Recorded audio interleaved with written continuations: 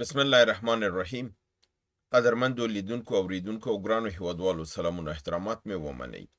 نن اول د جون کال 2026 چې د دوشنبې ورځ سره سمون خوري ستاسو خدمت کې حاضر یم. نن ټول موضوعات نړیوال دي، ډیر مهم موضوعات دي. د لبنان کې د اسرائیلو د قواو پرمختګ او د هغې ډیر مهم ځایونه یې نیولي دي او وایي چې دا به بیرته نه خوشي کوي. همدارنګې عمان ته د امریکې تهدید او د عمان او د ایران ګډ دریځ په نامه د ایران فنډ یو نوې لوبه او د هغې د ایران د پیسو ته سترګې پټول چې څرنګه دا غصب کي. همدارنګې د ایران په کردانو باندې د ایران د عراق په کردانو باندې د ایران برید. همدارنګې د نور نړیوال موضوعات دي. کشتیګانې د تنګي هرمز نه کافي زیاتې ووتې دي او همدارنګې د تنګي هرمز د پیسو په متعلق د قطر دریځ او ایران خپل د ګیسو درې څلور د تولیدي دستګاګانې چې د امریکایي بریدونو له کبله د کاره وتوې بیرته فعاله کړي دي او هغې په پیداوار باندې یعنی تولید باندې کار شروع کړی دی. مخکې له دې نه چې نړیوال موضوعات ته لاړ شم، یو موضوع ډېره اړینه ده چې غواړم د ده ځواب ووایم، ځکه چې دا د زمونږ او د اسلامي نړۍ یو ستر رهبر ته، یو ستر قائد ته، یو علامه ته سپکاوی شوی دی او هغه د سید جمال الدین افغان، علامه سید جمال الدین افغان چې د خپل وخت یو نابغه او د آزادۍ سپاسالارو او د وخت د استعمار په مقابل کې ودرېده او په هیڅ لحاظ سره د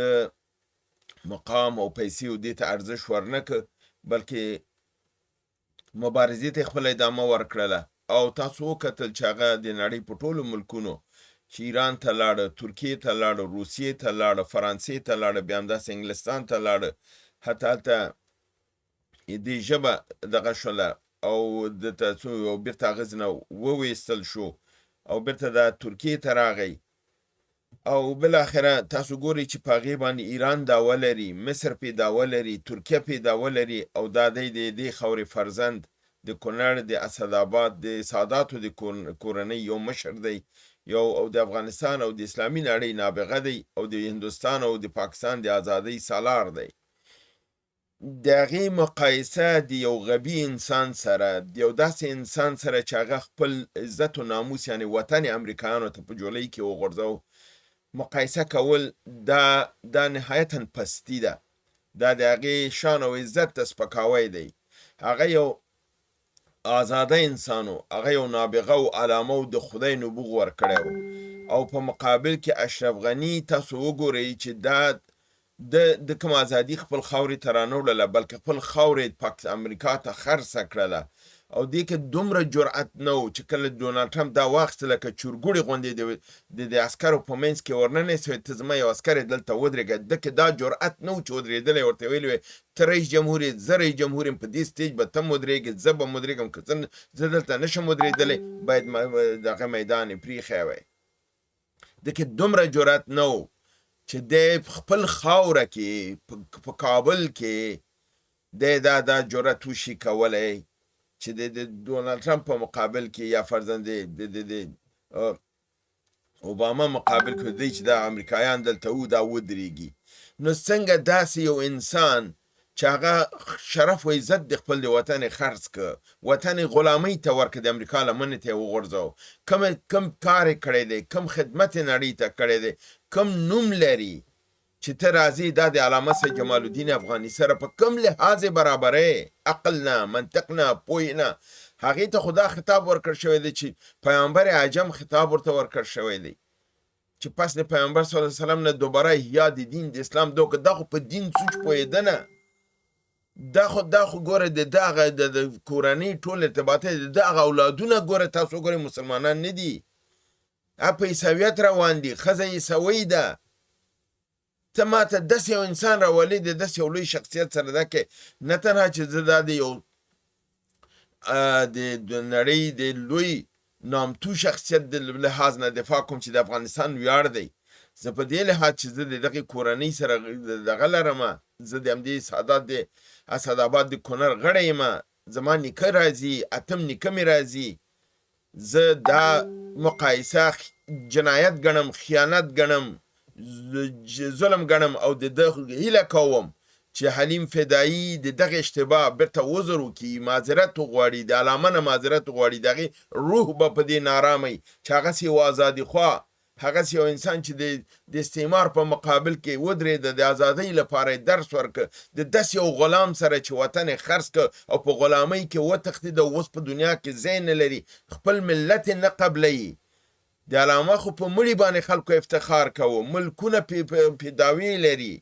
ایران پې دعوه لري، مصر پې دعوه لري، ترکیه پې دعوه لري، او زمونږ خو بچی دی، زمونږ خو نیکه دی، د دغې خاورې بچی دی. نو هیله ده چې دغه موضوع دغه شي، داسې غلط خبرې، داسې غلط تحلیلونه، داسې غلط تبصرې د خپل د عقل و منطق چې خپله پې نه پوهېږي، چون خپله غلام زادګان هستئ که نه، خپله عزت و ناموس و شرف هم خرڅ کړی دی، په دې نه پوهېږئ چې د امریکا ته غلام وې، تی دغه د ستا بادارو تا وطن خرڅ کړی، ستا بچي ستا ناموس یې وژه، تا کې دا جرأت نه و چې ته خبرې وکړې، ته راغلی نن د غني اخلي د هغسې یو انسان سره برابرئ. یعنی تو لعنت دی په داسې شرف و انسانیت د یو انسان شي چې هغه نه خپل په شرف و عزت پوهېږي او نه د بل. زه جدا د دې په مقابل کې احتجاج کوم او دا وایم چې دا جنایت دی کړی دی دوی، دا باید بیرته دا خپل خبره واخلي او هیڅ کله په زرهاو کلونه کې نه سید او نه غني په یو ترازو کې نشي راتللی، دا په شاګردانو کې هم نشي راتللی، دا د هغې په پیروانو کې هم نشي راتللی. که دا د هغې پیرو کې هم وایي د ازادي غوښتله، دا د امریکا مقابل کې ودرېده، دا هغسې چورګوړي غوندې په عسکرو کې چې نننۍ سلطه نه ننوته، بنان دا یو جنایت دی چې کېږي د خپل د زعماو سره، د خپل د نوابغو سره، او دا عمل درست نه دی. راځم خپل نړیوالو موضوعاتو ته. اوله موضوع زما دا ده چې په لبنان کې تاسو معلومه ده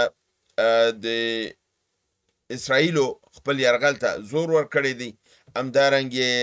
نتنیاهو خپل فوج ته حکم ورکړی چې د لبنان متبقي څومره خاوره که دغی څومره چې نیولی شي هغه دې ونیسي. همدارنګې د دې وزیر دفاع اسرائیل کاټس هم دا ویلی دی چې دوی خپل عملیات پراخه کړي دي، او د دې په مقابل کې د فرانسې وزیر خارجه ژان نویل بارو دا دغه کړی دی، هوډ کړی دی چې دا موضوع چې پرون دوی په قلعه د بوفورت باندې، یعنی په نامه د قلعه د شقیف چې مشهوره ده، د اسرائیلو نیولې ده او خپل بیرق د اسرائیل پې اوچت کړی دی، او دا فرانسویان ویلي چې دا بالکل یو غلط اقدام دی. د شورای امنیت اضطراري ناستې غوښتې ده او ویلي دي چې په دې موضوع باندې به بحث وشي. فرانسې دا ویلي چې موږ د اسرائیل د دفاع حق نه انکار نه دی کړی، مګر د دفاع د حق معنا باید دا نه چې نظامی عملیات او یرغلونه د په نورو خاورو کېږي او خاورې د بې توجیه او بې دلیله نیول کېږي او خپل په حصه کې د اضافه کېږي. بنا د دې په هکله باید د شورای امنیت اضطراري ناسته وشي او د دې شي د مخنیوی وشي چې دا کار ونه شي. په عین حال کې حزب الله هم خپل عملیات د اسرائیل په مقابل کې تیز کړي دي او د ډرون تیارونه یې کار اخیستی او د ډرون په ذریعه باندې چې هغه پهباد فایبر آپټیک په نامه ډرون دی، دا استفاده کړي دي او د اسرائیل پرې باندې وهلی دی. زما د نن ورځې دویم خبر دا دی چې د عمان چې امریکې ورته ګواښ کړی چې ته د ایران تر څنګ که ودرېږې او د تنګي هرمز د پیسو اخیستلو په هکله ته هم د ایران موقف تاییدی، نو ته به یې ډېر لوی قیمت ادا کړې او تا به نابود کړو، یعنې د منځه به دې یوسو، او دا لفظ چې ورته استعمال کړی چې لکه څوک تبخیر شي یا وایبریټ شي، د منځه یې لاړ شي. نو د دې په اساس باندې د ایران وزیر خارجه سید عباس عراقچي د عمان د وزیر خارجه سره بدر البوسیدي سره خبرې کړي دي او بل دا دی د هغې تر څنګ ودرېدلی دی او دی ویلی دی چې که چېرته په عمان باندې امریکا برید وکړي، ایران به یې تر څنګ ودرېږي او د عمان نه به دفاع کوي او عمان دا دغه کړی دی چې دوی به د ایران سره ودرېږي او دا د ایران دغه دی او تنګی هرمز د دواړو خاورو حق دی او د باندې اخاذي چې کیږي هغه تاییدوي. بنان دلته هم یو لوی کړکېچ اوس امریکا ته دغه دی چې وړوکي ملکونه چې هغه وخت تېنه یریدل اوس سترګې تېنه نه سوځېږي، الحمدلله په مقابل کې ودرېږي او دا کریډټ ایران ته ځي. همدارنګې یو بله شوشه امریکا شروع کړې د څرنګه چې تاسو معلوم په نامه د صلح کمیټۍ دغې ته جوړه کړله غزې ته، او هغې کې د پیسې ټولې کړې چې 20 یا 25 میلیارده ډالره ټول شول او هغې ته یو اکاونټ جوړ کړ چې دا به موږ غزه بیا بیرته جوړوو، آبادوو به او دا پیسې به چې اوس نه هغه کمیټه موجوده ده او نه هغه پیسې معلومې شي چېرته لاړلې او نه د غزې څوک پوښتنه کوي او اسرائیل درګرده لګیا دی. د غزې 70% حصه یې ټوله نیولې ده چې په هغې باندې هم دعوه ده، لبنان باندې لګیا دی نیسي او په همدې رقم ته پرمختګ کوي. نو دا دغه روان دی. خو دلته اوس یو بل کمیټه دی جوړه کړې ده په د هغې مشري کوشنر او وټکاف کوي. ایران ته ګوره او د هغې کمیټه جوړول د ایران په هکله کې هغه هم د نتنیاهو جاسوسان او ایجنټانو ته دا مسله سپارل دي چې 300 میلیارده ډالرو یو دغه به جوړیږي، یو حسابي چې دا به د ایران د دوباره جوړولو لپاره دی وایي چې موږ ایران ونیسو یا دا نظام ختم کو.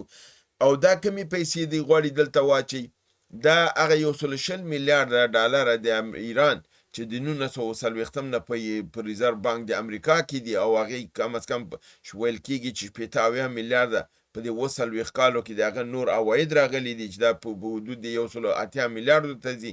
او نورې د دوی د ایران پیسې چې په اروپایي بانکونو کې وي یا دلته نور عربي بانکونو کې دی د پټرولو پیسې دي، دا به ټولې غصب کېږي، دا به ټولې راټولېږي دغه فنډ ته به راځي. لکه څنګه چې دوی د روسیې سره وکړل، د روسیې 200 میلیارده ډالره د اروپایي بانکونو کې وي، هغه د اروپایي ټولنو دا پیسې د کنګالې کړلې، منجمدې کړلې او اوس هغې وایي چې دا به د یوکراین په حق کې استعمالیږي او یوکراین ته چې اسلحه ورکو د همدغې روسیې پیسې نه به ورکو ځکه روسیې یوکراین وران کړی دی. نو دوی لګیا دي داسې کارونه کوي چې نړۍ کې به اعتماد نور پاتې نشي او اوس ایران پیسې هلته دوی غصب کړلې، د یوکراین کې پیسې د روسیې پیسې په اروپا کې غصب کړلې. اوس د ایران لپاره دا پروګرام جوړ کړي چې دا کمیټه به جوړیږي او دا پیسې به هلته کوشنر او وټکاف ته به ورکول کېږي او اخر کې به دا هم غیبیږي او ایران ته به دا ویل کېږي چې ستا پیسې خو نشته دی، دا موږ د ایران د جوړولو لپاره دا کړي چې ایران پرې جوړو، بنان ته دا پیسې ځکه چې ایران خو پیسې غواړي او امریکا سره پیسې نشته چې ورکړي، نو دا لاره یې ورته جوړه کړې ده او دا یو بل لوی دغه دی دام دی د ایران د پیسو لپاره، هغه هم د کوشنر او د وټکاف په لاس باندې. همدارنګه ایران په عراق، شمالي عراق کې د هغه کردي ډلو باندې چې نظامی او دغه ډلې دي چې د ازادۍ غوښتونکو ډلې په نامه ځان یادوي، د کردانو د ازادۍ د عراق په مقابل کې جنګېږي او ډونالډ ټرمپ ویلو چې دا ډلې آماده کړي دي، اسلحه ورته ورکړې ده، ممکن دا ډلې به په ایران کې هم ترېنه کار واخیستل شي چې د هغې لپاره ترکانو اعلان کړی و که چېرته د ایران ته لاړ شي موږ به دیز نه پرې برید وکړو. په هماغو ډلو باندې ایران په خپله برید کړی دی، هغه ډلې وهلي دي او په حساب تضعیفه کړي دي. همدارنګې ایران په جنوبي فارس کې یا سویلي فارس کې هغه 3 مناطق د ګیسو کوي چې د امریکې د بمبارد له وجې نه د دغې نه کار نه وتې وي، په نامه د آف شور پلیټفارمز یادېږي، یعنې د ایران د خاورې نه بیرون د جزایرو سره چې دي او ګیس د هغه نه دوی دغه کوو او دا ګیس دوی خپله هم استفاده کوو خرڅولې، دغه بیرته احیا کړي دي، فعاله کړي دي او د هغې نه د ګیسو تولید بیرته دوباره شروع شوی دی. یعنې ایران په څنګ د دې چې جنګ کې هم دی لګیا دی خپل هغه منابعو دا چې دغه کېږي هغه بیرته فعالوي او جوړوي یې. همدارنګې قطر د ایران دا موقف چې دغه تنګي هرمز باندې پیسې اخلي دی تایید کړی دی، ویلي دي دا پیسې که ایران دغه کړي او دا بیرته ولګوي چې د تنګي هرمز ماینونه او دا پاک کړي نو دې کې کم باک نشته دی، ایران کولی شي دا پیسې واخلي. همدارنګه تاسو معلومه ده چې امریکا وایي زه تنګي هرمز نه کشتیګانې نه پرېږدم چې ووځي او په همدې رقم سره په دغه یو هفته کې 15 کشتیګانې بیرته ګرځولې دي او مجبوري کړي دي چې د ایران د تنګي هرمز خواته لاړې شي. یو خوا نه خو دا وایي تنګي هرمز ازاده کړي چې کشتیګانې وځي، بل خوا چې کشتۍ وځي دی مخه نیسي. خو د باوجود هم پرون 28 کشتیګانې وتې دي، بله ورځ ما تاسو ویلي 33 کشتیګانې وتې وي. په مجموع کې دغه تېره اونۍ یو هفته کې 215 کشتیګانې د تنګي هرمز نه ایران ته پیسې ورکړي دي وتې دي. او همدارنګې قطر هم اعلان کړی دی چې د دوی دا کشتیګانې چې دلته ولاړې دي دی چې د دې نه ګیس او هیلیم دا ډکوي، نو ایران ته د پیسې ورکړي او دې ځینه دې وځي. او د همدغه د قطر د کشتیګانو د وتلو موقف امریکا هم تایید کړی دی، یعنی غیر مستقیم امریکا دا موقف تایید کړی دی چې ایران ته د پیسې په اعلان کې خدا وایي چې ایران ته باید پیسې ورنه کړلی شي، که څوک یې ورکوي جرم دی. خو دلته قطر کې دا کوم کشتیګان هغې ته دا کړی دی چې که چېرته د قطر کشتیګانې وځي وتی شي، یعنې هلته د پیسې ورکړي او دې ځینه دې ووځي، ځکه چې بې له پیسو ورکول نه وتلی نه شي.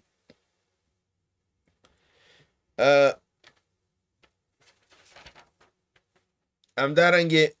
بل نړیوال خبر دا دی چې ترکیې وزیر خارجه هاکان فیدان اسرائیل ته خبرداری ورکړی دی چې په سیمه کې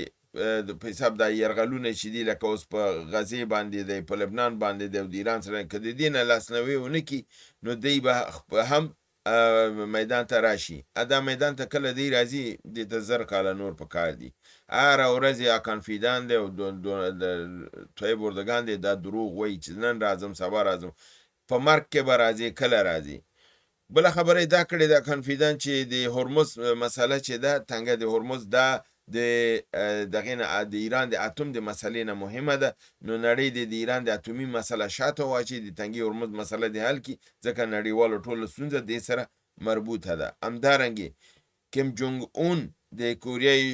شمالي مشر ویلی دی که اسرائیل ایران باندې بیا برید وکړه نو د دې اتومي میزایلونه به د اسرائیل او د امریکای خواته ورځي او دوی به وهي لپاره دی چې دوی به دا برید کوي، نو د دې ګواښې کړی دی. همدارنګې یو نو ستراتیژیکي بدلون په سیمه کې را روان دی. تاسو معلومه ده چې د بلوچستان